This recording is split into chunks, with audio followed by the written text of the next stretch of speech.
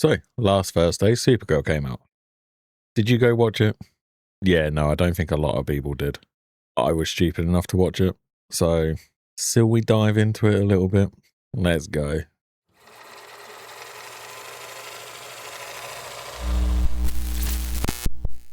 So, last Thursday, it came out. I actually saw it on opening day, and I wanted to give it the weekend basically to find out how well it's done or how bad it's done. And it's gone down that route. The bad it's done. So, after the first weekend, we're looking at a worldwide box office at 62 million. How this is projecting is projecting worse than movies like Morbius and the Marvels. That's not good. It also opened up right next to Toy Story 5 as well, which is a bit fucking retarded if you ask me. But it's the way they went. The problem is when you look at these numbers, it means it's going to be on your streaming services very quickly, and it's not going to be making any profit back. All movies nowadays, they need to be making at least 2.5x on the budget of the movie. Otherwise, you haven't even got your money back yet. This is yet going to be another movie that doesn't do it. Superman, when we had that last year, or the year before, no, it was last year. Yeah, that was last year. Superman, that came in just below what they said their budget was. Like if you had like doubled it, blah, blah, blah, it came in below that. So it didn't make profit. It will make profit back in the long run because you've got more marketing. You'll have more things like your collectibles, your toys, you got DVD sales. If it makes anything that, it'll make some out of streaming, things like that. But not making profit back here makes James Gunn's job a little bit more in danger.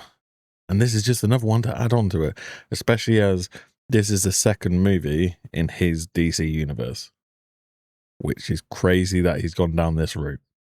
We haven't even talked about the fucking movie yet. Okay, so while we talk about this disappointing movie, very disappointing movie, I'll just play the trailers in the background.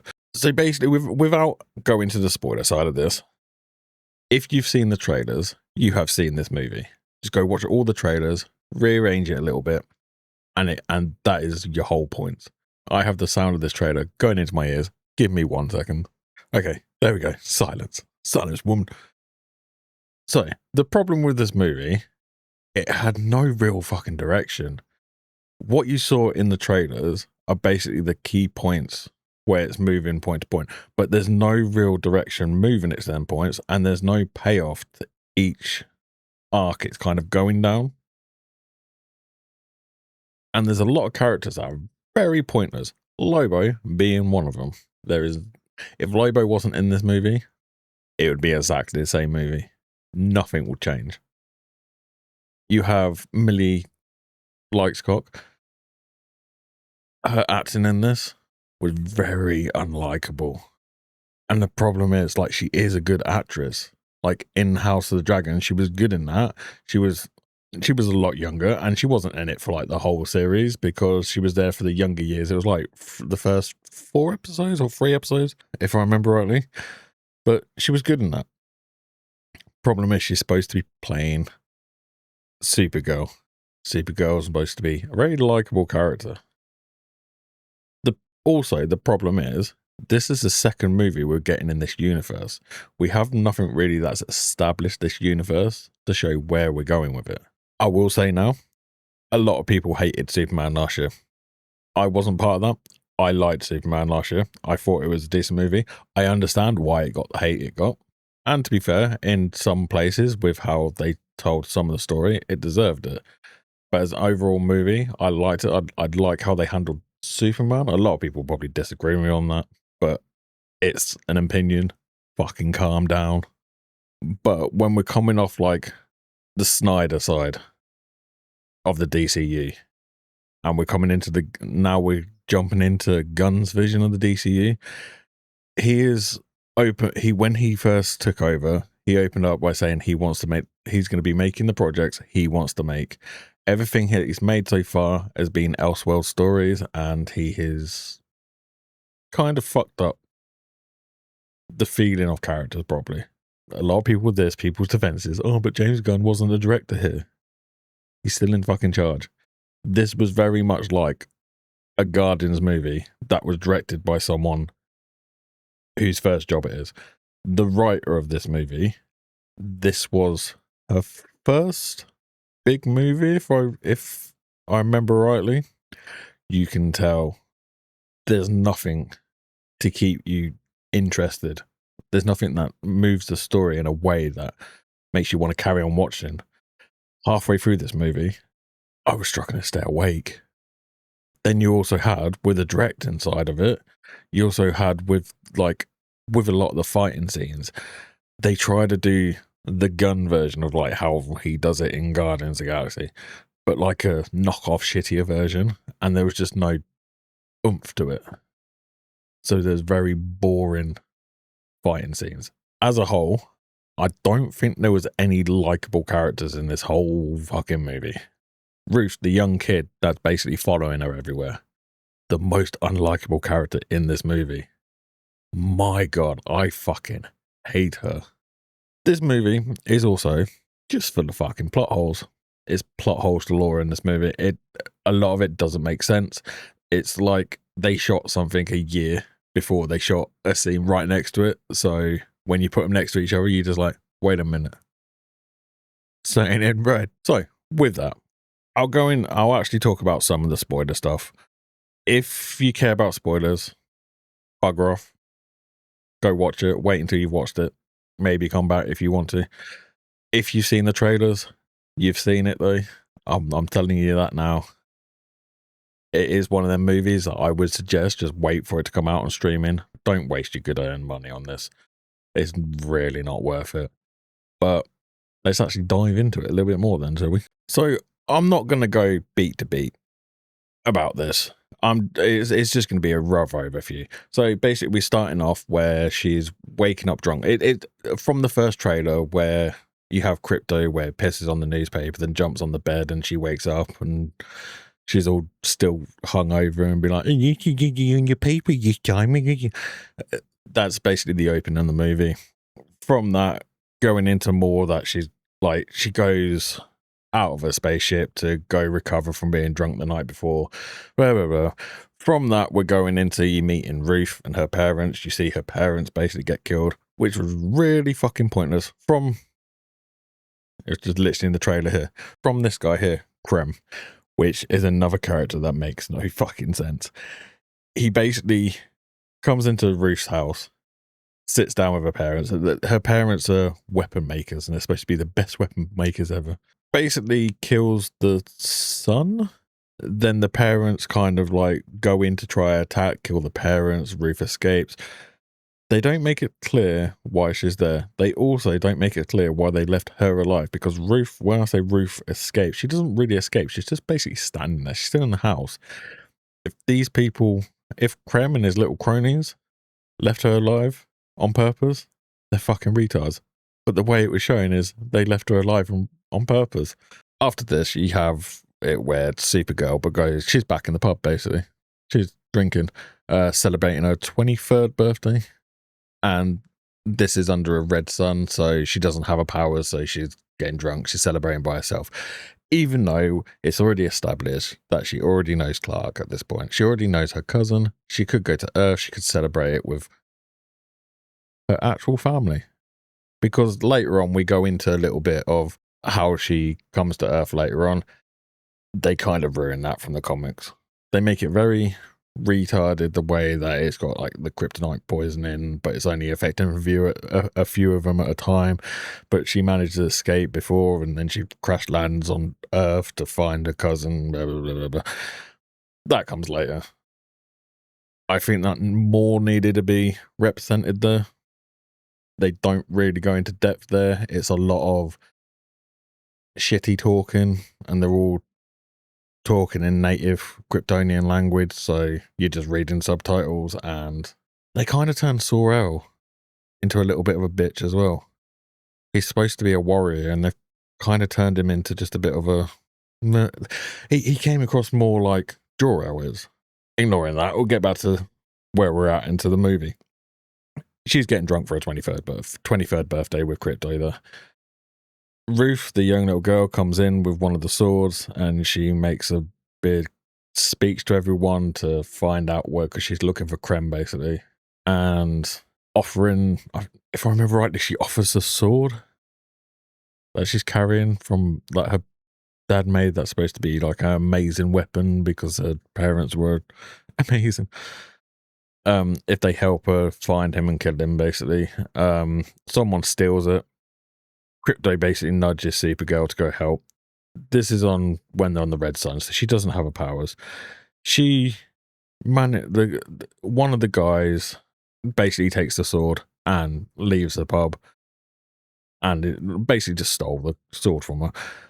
Kara goes out to try to get the sword back, has a little bit. It's very unlikable, very doesn't make any sense. It's basically their way of introducing Ruth and Supergirl together. Ruth can see that Supergirl has the guts to stand up for someone who's more powerful because he's like a big, massive fuck off guy. And she does like a weird move to kick him off the bike, but then she gets then she gets her ass handed to her a little bit, which she should do because Red Sun, she doesn't have any powers, and she's drunk. Don't forget, she's fucking drunk. Yeah, then we don't really go into anything here. It just Supergirl then goes back to her ship. Wake up the next day with hangover, and you have a scene that no one needs to fucking see. You literally see Supergirl on the toilet.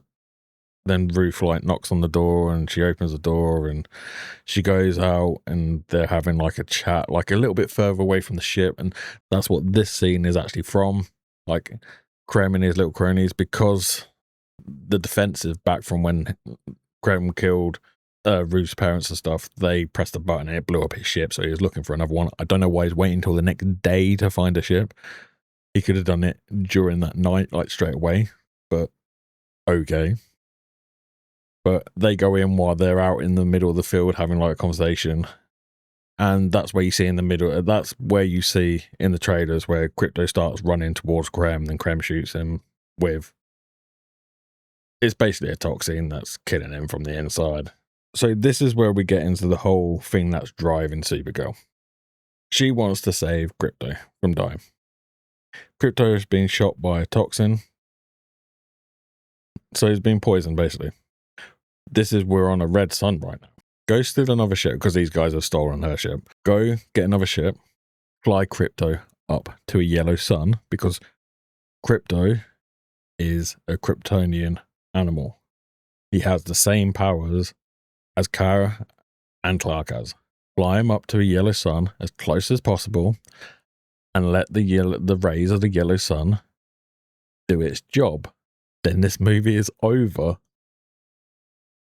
It makes no sense. Anyone that defends that is a fucking moron and doesn't understand that. It's just fucking stupid. But yeah, so then we get into, she leaves Crypto with someone on this planet who's, I think, is a vet or a nurse or something like that. Kara basically tells Ruth to stay there. She doesn't want any tag-alongs, and she gets little public transport. So this is where we get into even more retardism. So on the public transport, Ruth has snuck on as well, finds her, but they get boarded by people that want the engines and all the valuables and stuff like that, which is a fully female group of bandits, basically, that is going around. In this time, they betray Supergirl that still doesn't have any powers. She tries to stand up a little bit. She ends up getting locked, and she ends up getting shut into the airlock. She asks the driver, where's the nearest yellow sun? It's very close to her. It's just on the other side of the planet that they're basically parked up. At that stage, the rays from the yellow sun should be giving her some of her powers back. But she still chooses to put a spacesuit on, to go out, to basically go float towards the yellow sun to get her powers. Then she can fly back and basically save everyone. That's what happens, and that's how Ruth finds out Supergirl has these powers, and that she's a Kryptonian, all that kind of shit. She was already close enough that she should have some of her powers. Like, she would have been in a more weakened state, but she would still have her powers. She would at least have her strength, at least. It does take time for a Kryptonian, when they've been out of the if they've been out of the radiation rays from the yellow sun. It does take a while for the bodies to absorb it and they get to full strength, but they can be in a weakened state pretty much instantly just from being close enough to the yellow sun straight away. Like the only reason you would need to be closer and is if you're injured, or even if you're basically dead, and the rays need to basically come back and be concentrated into areas that's going to bring you back to life, basically. And that's where we're getting a lot of the whole death of Superman kind of stuff. But yeah, so after all that, which was very pointless, the only reason they added all that was to give a situation where Ruth finds out that she actually does have powers and all this kind of stuff. So then Ruth even puts more trust into her that she can help her and all that kind of stuff. And they go down to another planet, and this planet is a yellow sun planet. So she has her powers, and she goes into another bar. This bar is the one that has Lobo, and the one you've seen from the trailers, and where there's a fight because Krem and his little cronies come down. It's a planet where these guys they come down and they take young girls. It's a full group of guys that come down to this planet to take young girls. You know what they're trying to do there. Need I say more? Basically, someone from the bar says there's like a little interaction with Lobo where Kara actually knows that Lobo knows his origin story, basically, which doesn't make any fucking sense. There's been nothing to show that she's actually been out there doing much since she came to Earth. And before she was on Earth, she was trapped in a dome. Basically, after they have a little chat, it's just fucking very pointless. It's just their way of introducing Lobo, which that's all this is, just a way to introduce Lobo, because he does nothing. I think he kills like 2 people the whole movie and doesn't really do much. Very pointless character in this movie. But I suppose he's a guy, so they don't really want to show Lobo being Lobo properly. So basically from there, someone tells Supergirl that they can help her. That they can help her find Krem. And they tell her to follow her. They go to a house and they actually poison her. She's under a yellow sun. This was another thing about the Superman thing with the engineer when they used the nanotech to go down his throat to basically try to shut down his systems on the inside. Still won't work like that, because as soon as you take that nanotech out, he's fine. So even if you killed him for like a minute or 2, as soon as you take the nanotech out, he's fine. I don't think they understand Kryptonians and how the radiation of yellow suns work. It's a bit stupid. So yeah, they poison her shit. There's a big thing, and they come in, and she's like throwing up. She's drinking milk of something to try and line her stomach, which is a bit stupid. Her immune system is basically like steel because she's under a yellow sun. Make sense of that. But yeah, then we just have a big fight on this planet. This fight is very fucking pointless. This fight, she has her powers. If she was actually as angry as she was making out, she was fully under the strength of the yellow sun at this point. She should have just been able to fly through all the other ships and got what she needed. When they're putting her as a character, doesn't have the same mindset that Superman has. So they've already shown that she doesn't have a problem, that she'd just be able to fucking fly through someone if she wanted to, which again is fucking stupid, but okay. But they've got to try and make the story longer, so it can't just end here. They take some more girls, things like that, blah, blah, blah, blah. It is a very fucking, again, a pointless fight that has plot holes in it, left, right, and center. After the fight, she flies up to space and does that screaming thing that you see in the trailers, but there's no sound because obviously she's in space, and yeah, just a very woman emotion drawn moment, which again just wasn't needed. She just flies up there, does that, then flies back down. Then she's like super angry, so she wants to find out where they come from and all this kind of stuff.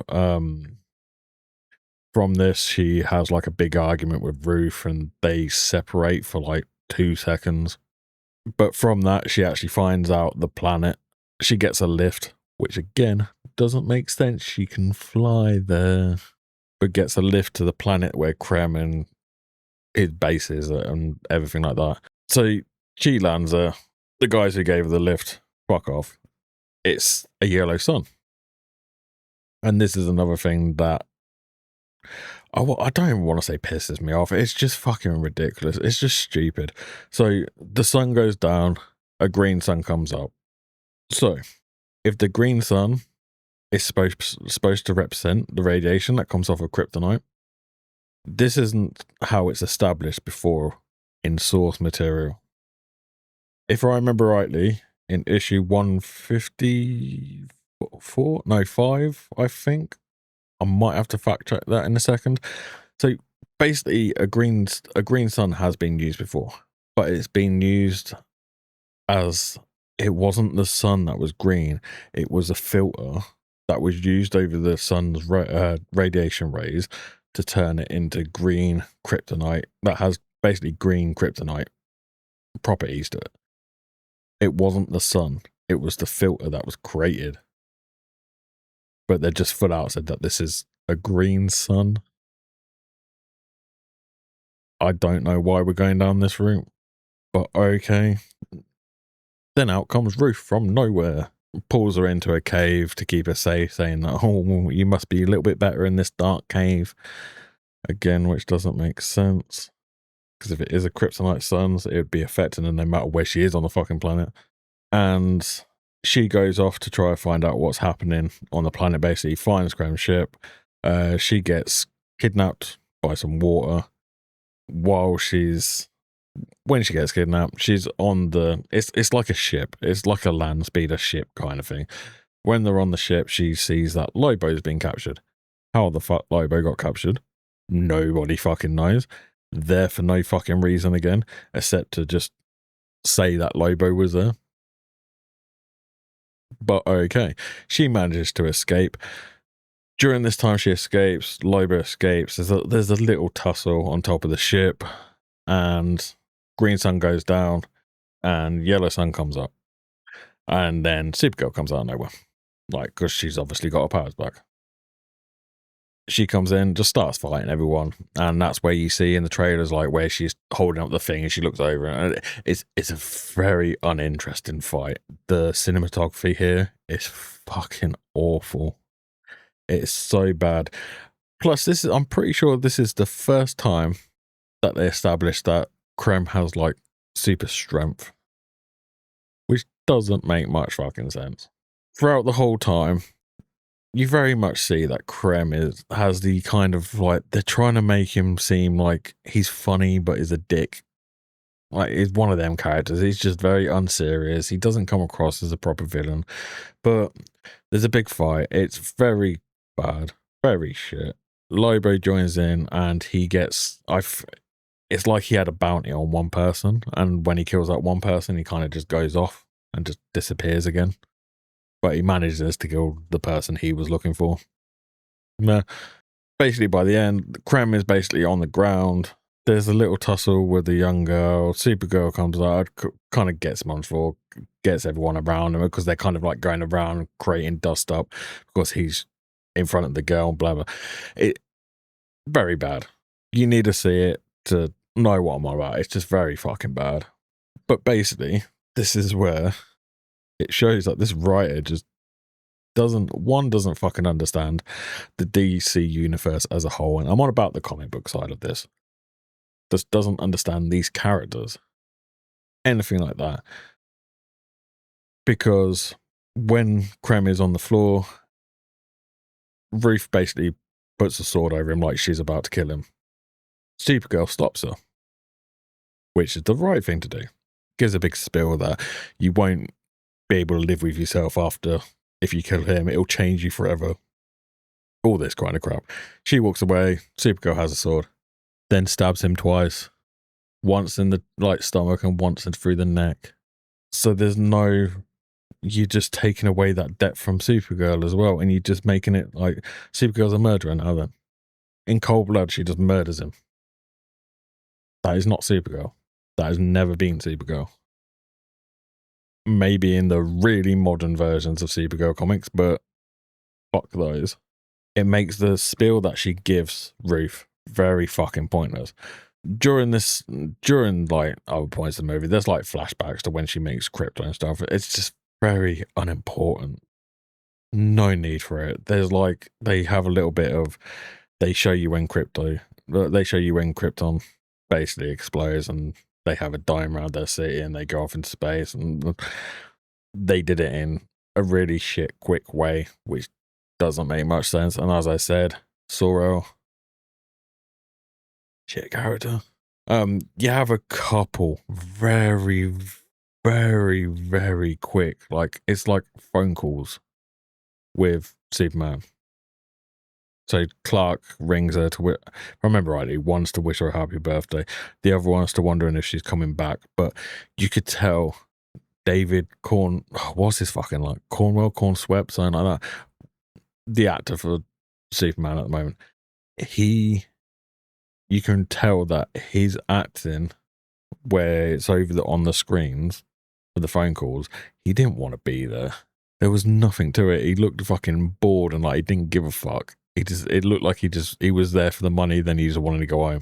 With this whole movie, it's like they were trying to get you to think that this is like a redemption arc to try to get Kara into the stage where she's going to be more at home at Earth and actually be with her cousin, and then you can have that dynamic where you can have Superman and Supergirl doing stuff together and things like this.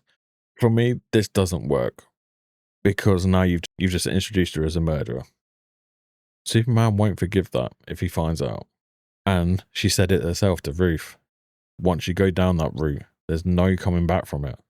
She already has different views when it comes to how Superman does things and how she does things. She thinks she's right and and thinks that he's just like too goody two shoes, basically, which is fucking retarded. But basically, after killing Krem, she gets the antidote, goes to Krypto, and the end of the movie, Krypto and Kara end up in Clark's apartment, and they say that they're at Earth. They want to be with him to help him, and blah blah blah. Again, a very undeserved scene.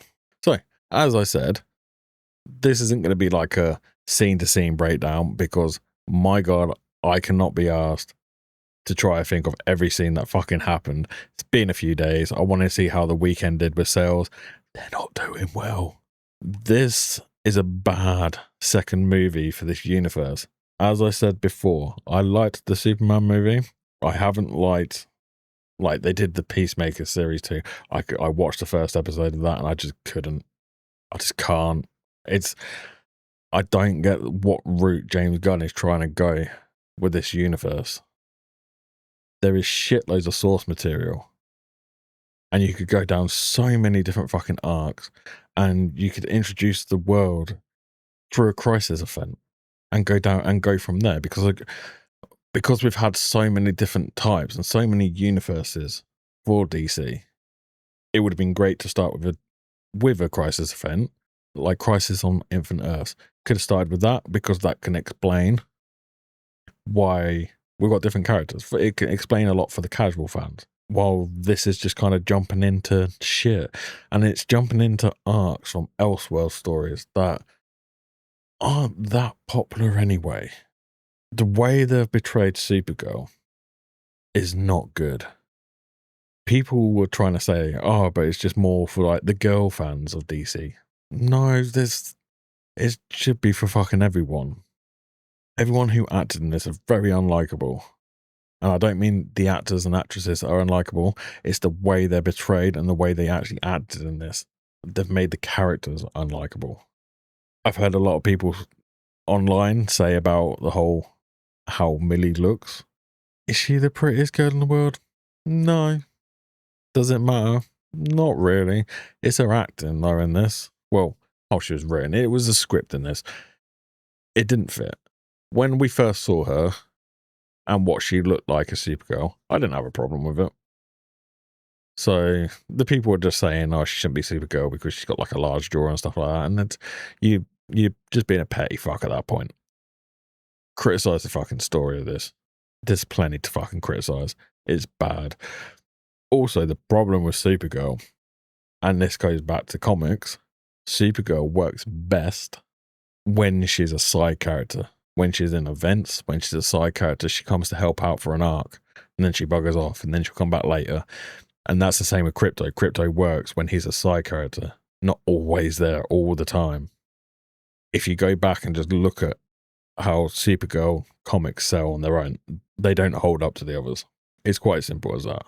And with this movie, the source material that they're focusing on was a Tom King story. Woman of Tomorrow is a bad story, and this is a bad fucking movie. What I find crazy with the people who are arguing about this online at the moment, there's been a couple of people that have actually said to me, comic books don't matter and you shouldn't focus on them when it comes to these movies. So, source material doesn't matter. So when you get the same people that are complaining that something completely changes something because of a novel, that something starts as a novel, they make a movie and they don't like the movie because they've changed this, that, or this, or they've kept this out and all that kind of stuff. Is that the same for them? They can't, because they're fans of the books, they're not allowed to judge the movie based on the book. It's the same concept. There's source material for this shit. Use it. It doesn't have to be a 1-for-1. That's not what people want. It can be its own thing, but you need to get the atmosphere and you need to get the characters right. If you don't get what drives the character, you don't get the essence of just who the character is in general, it doesn't work, and that's where you get a lot of hate.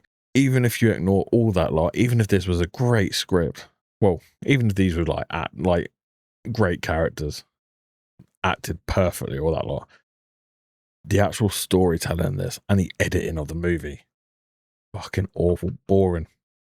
I said to my wife like halfway through, it's like, well, it wasn't even halfway through, it was like a quarter way through. Just looked at it and like, so we'll go see Toy Story. The cinema that I was in, this was on opening day, where here in the UK we were having heat waves, so I went there for the aircon really. But all the kids were off school because of the heat wave, so there was a lot of. We went during the middle of the day because that was the hottest point. So it'd be best to be inside with the aircon there in the hottest time, then come out and it's a little bit cooler than if we're around like during when the movie was on. But everyone was queuing up to go into Toy Story. I haven't watched that yet, so I don't know what that's like. I don't know. I'm going to hold my breath to that. But there was a handful of people that were here for Supergirl. It was laughable. There's a lot of talk about superhero fatigue, and I don't think it's superhero fatigue. I think it's the matter of fact that all superhero movies at the moment are all feeling very samey. Then the studios are kind of looking at them like a money-making scheme, basically. So they're not putting as much effort in. Then a lot of the people that are like, oh, let's make a movie about this, or let's make a TV show about this. Let's not give a fuck about the inbuilt fan base that comes with them characters. Let's do our own thing, fuck them off, and completely destroy what's there in the source material. That's what they're doing a lot at the moment, and that's why these things are doing fucking bad. Alright, I'm going to stop rambling about this. I stopped playing that as well. I'm going to stop rambling about this. It's a very... Just wait for it to come out streaming. Don't waste your fucking money. Like here, that fight scene. That was right there. That's the last fight scene. Let's go in there. And that's basically all it is. Her just doing twirly whirlies and just kicking them now and again. She has her powers at that point. She could be flying around. Anyway, let's just move on from this.